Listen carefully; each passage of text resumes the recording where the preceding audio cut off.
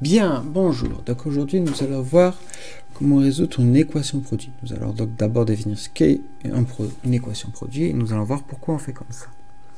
Donc, j'ai pris un exemple qui est x plus 5 fois 2x moins 7 égale 0. On dit que c'est une équation produit parce qu'en fait, la dernière opération qu'on a, c'est une multiplication, c'est-à-dire on a bien quelque chose ici fois une deuxième chose qui est égale à 0. Le but, c'est que ce soit égal à 0. Si c'est pas égal à 0, ça va pas marcher. On va voir pourquoi. Donc, la première idée, si je vous demandais de résoudre ça et que vous ne saviez pas votre cours, vous me direz, je vais chercher à développer. Donc, x fois 2x, ça fait 2x au carré. Ensuite, x fois moins 7x. 5 fois 2x plus 10x. Et 5 fois moins 7, moins 35. Égale 0.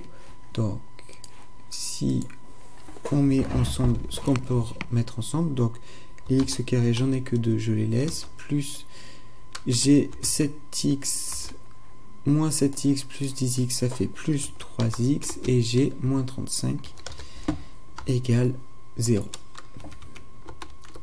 Et c'est là où ça commence à se compliquer. Pourquoi ça commence à se compliquer? Parce que là, on voit bien notre souci. C'est que mes x au carré et mes x, je ne peux pas les mettre ensemble. Je ne sais pas faire ça. J'ai des x au carré, j'ai des x, je ne peux pas faire ça. On n'a pas appris à faire ça pour le moment. Donc, on va voir comment on peut faire autrement. Pour ça, donc, ça ne nous sert pas. Et ça, on vient de dire qu'en fait, ce n'est pas la bonne solution. Du coup, on va partir sur une autre idée. On va revenir à un truc tout simple. Petite remarque, je cherche à multiplier deux nombres et je veux que ça fasse 0. Pour plus de simplicité, le premier on va l'appeler A et le deuxième on va l'appeler B. Je veux que A fois B est égal à 0. Qu'est-ce que je peux dire sur A ou sur B? Donc, si vous pouvez mettre un pause si vous voulez réfléchir. Et si vous réfléchissez, vous dites, si un produit est nul, ça veut dire qu'il y a un nombre qui doit être nul. Donc, il y a, première solution, c'est, A doit être égal à 0. Ou, si c'est pas A qui est égal à 0, il faut que B soit égal à 0. Pour que quand je multiplie deux nombres pour que ça fasse 0, il faut que, qu'il y en ait un des deux qui fasse 0. D'accord? Ça, c'est bon? En fait, ce qu'on vient de faire là, on peut le transposer à notre équation. Finalement, ça, c'est A, et ça, c'est B. Je répète, finalement, ça, c'est A, et ça, c'est B. Et on a dit que quand je les multiplie pour que ça fasse 0, il faut que soit A, soit B soit égal à 0. C'est-à-dire, A, c'est x plus 5 égale 0. Ou, ce sera, si c'est pas lui qui est égal à 0, je veux que ce soit le deuxième qui soit égal à 0.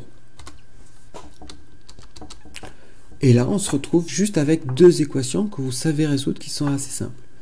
On va les résoudre ensemble. Donc, x plus 5 égale 0, je mets mes lettres d'un côté, mon nombre de l'autre côté. Donc, je passe mon plus 5 de l'autre côté et il devient moins 5. Donc, x égale 0 moins 5, ça fait moins 5. Là, il n'y a pas de nombre devant x, donc ça veut dire que j'ai fini. De l'autre côté, 2x moins 7 égale 0. Je veux mes lettres de côté, mes nombres de l'autre côté. Donc je passe mon moins 7 de l'autre côté, il devient plus 7. 0 plus 7, ça fait 7. Et ensuite, j'en ai 2, donc x va être égal à, je rappelle que celui qui est devant la lettre passe dessous, 7 sur 2, c'est-à-dire 3,5. Je vais mettre une virgule, 3,5. Et là, on a fini. Et ce qu'on a trouvé, c'est qu'on a trouvé qu'en fait, il y a deux nombres qui permettent que notre expression au début soit égale à 0. Soit si on prend moins 5, ou si on prend 3,5. La preuve, c'est si je prends moins 5 et que dans ça, donc je prends ça, je ne sais pas que c'est égal à 0, et je dis, à la place de x, je vais mettre moins 5. Donc, à la place de x, je mets moins 5, et à la place de x, 2 fois on a dit moins 5. Hop là. Bah, si je commence à calculer moins 5 plus 5, bah, ça fait 0. Et dans ma parenthèse, je rappelle que quand il n'y a rien entre deux parenthèses, ça veut dire qu'il y a un moins, mais un fois. Donc 0 fois, entre parenthèses, bon, ben 2 fois moins 5, moins 10, moins 7. C'est égal à 0, moins 10, moins 7, ça fait moins 17. Et 0 fois moins 17, ben ça fait 0. Donc on voit bien que quand on prend moins 5, ben on obtient bien 0. Et sauf que, je dois l'avoir. Si j'avais pas pris moins 5, mais si j'avais pris mon 3,5. 3,5 et donc là, je remplace aussi x par 3,5. Je vais arriver à mettre une virgule, c'est parti. Donc on est parti, donc on calcule, toujours avec l'idée que entre deux parenthèses, s'il n'y a rien, c'est qu'il y a un fois. 3,5 plus 5, ça fait 8,5 fois, bon, on calcule, donc on commence par la multiplication. 2 fois 3,5, ça fait 7, moins 7. Ça fait donc 8,5 fois 7 moins 7, ça fait 0. Ben 8,5 fois 0, c'est égal à 0. On voit bien que les deux nombres qu'on a trouvés, en effet, nous permettent d'obtenir 0. Et ça va être ça, en fait, l'idée. Donc, il y a deux nombres, deux solutions.